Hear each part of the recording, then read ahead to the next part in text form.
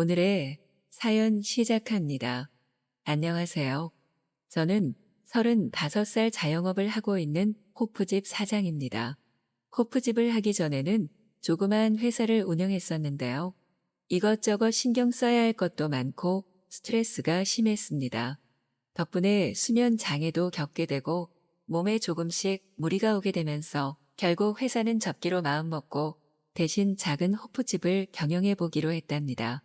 새로 오픈을 할까도 했지만 장사는 처음이었기에 기존 가게를 인수하는 쪽으로 알아봤습니다.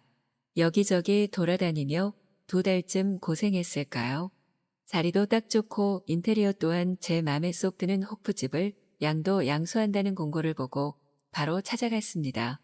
사장님의 개인적인 사정으로 급하게 가게를 넘기려고 하신다는 말에 저는 정말 1초도 망설이지 않고 그 호프집을 인수하기로 마음을 먹었습니다.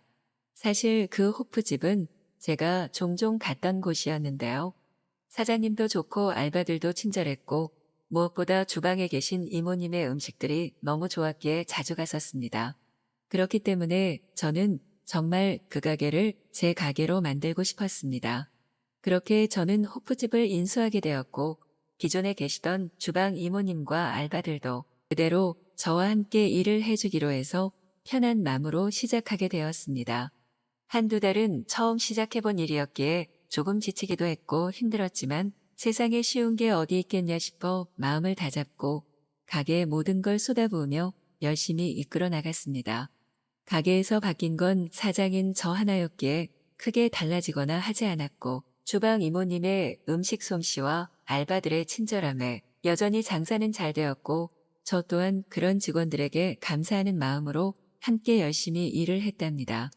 그렇게 6개월쯤 되니 저는 금세 호프집에 적응이 되었고 저를 보고 다시 찾아와 주시는 단골 손님들도 많이 생겼습니다.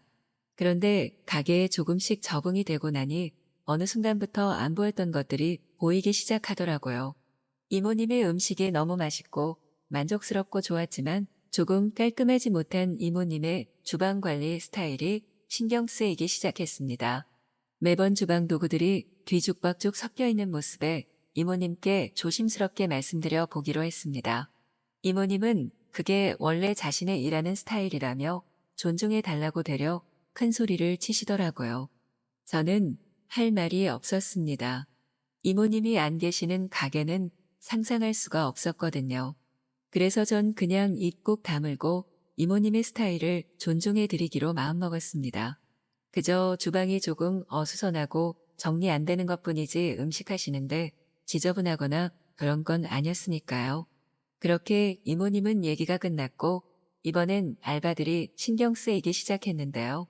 정신없이 바쁘고 힘들 땐 보이지 않던 것들이 제가 자리를 잡고 한 템포 쉬며 둘러보니 조금씩 보이기 시작하더라고요. 알바는 평일에 2명, 주말에 3명을 쓰고 있었는데요.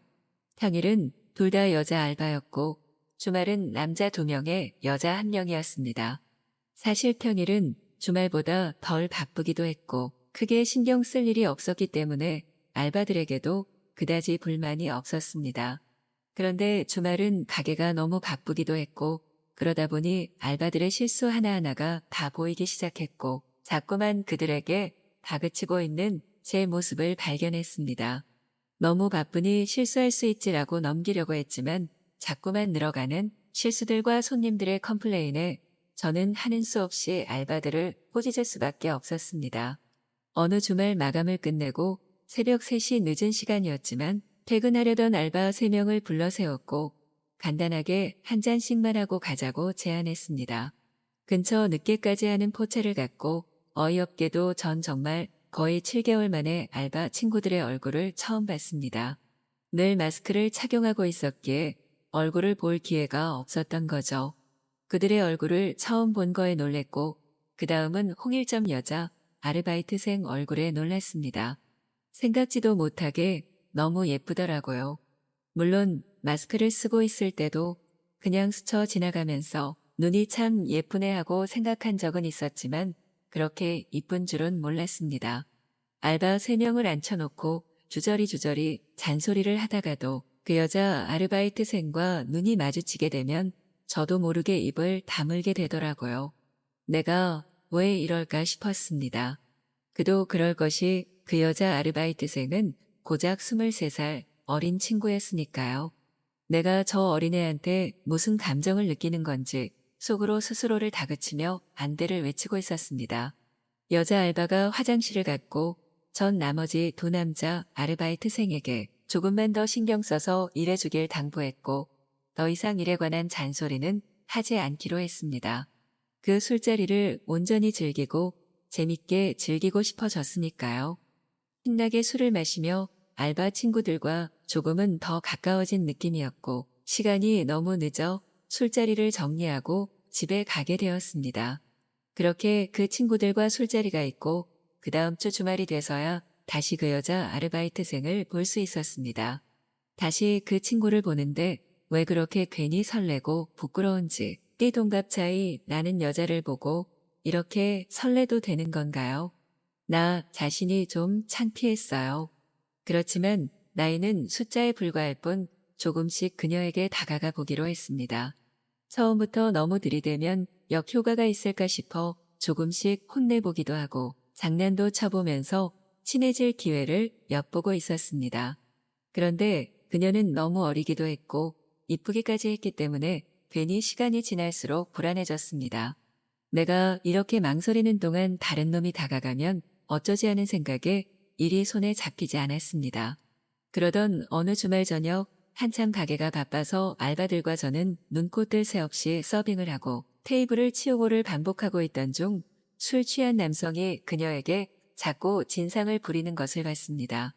다른 남자 아르바이트생 2명은 혹시나 제게 피해가 갈까 쉽게 나서지 못하는 것 같았고 그녀 역시 그냥 회피하고 싶어하는 눈빛만 보일 뿐 그 어떤 액션도 취하지 않고 있었습니다. 전 그 광경을 보자마자 너무 화가 나서 손님에게 소리쳤고 결국 상황은 경찰이 오고 나서야 종료가 되었습니다. 그냥 주의만 주고 상황을 정리했어도 됐지만 그녀를 지키고 싶었던 마음이 컸었기에 저도 모르게 이성을 잃었던 것 같습니다. 그런 저의 마음이 들켜버린 걸까요? 마감을 하고 있는 저에게 그녀가 다가왔습니다. 너무 감사하다고 다음에 감사의 의미로 밥을 한번 사겠다는 그녀였어요. 밥은 제가 정말 꼭 한번 사주고 싶었는데 절호의 찬스가 왔다고 생각했습니다. 며칠 뒤 평일 저녁 그녀와 약속 장소에서 만났습니다. 맛있는 비싼 밥을 사주고 싶었지만 삼겹살이 먹고 싶다는 그녀의 말에 저는 따를 수밖에 없었습니다.